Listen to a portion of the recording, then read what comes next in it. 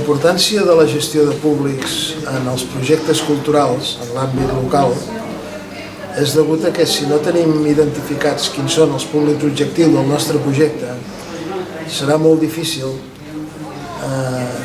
connectar amb ells, identificar amb ells quins són els valors que busquen i els valors que els podem oferir i establir un relat del que fem i una comunicació adequada, diguéssim, amb ells. Per tant, si no gestionem bé els públics i els coneixem, és molt difícil que ells responguin a les nostres propostes d'una manera satisfactòria.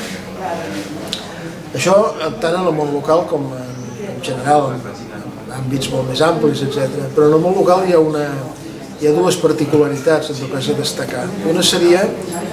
que un factor clau de la participació dels públics és el vincle relacional que hi ha entre el públic objectiu i l'ofertant.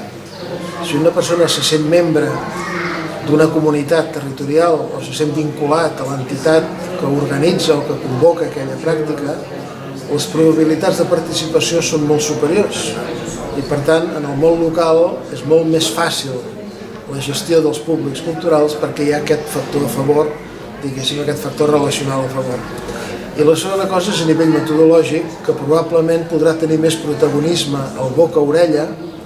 i els sistemes relacionals presencials, sense haver de recórrer exclusivament als sistemes a distància o als sistemes digitals, que també hi hauran de ser, però probablement vindran molt més reforçats per la relació presencial i quotidiana de la comunitat territorial.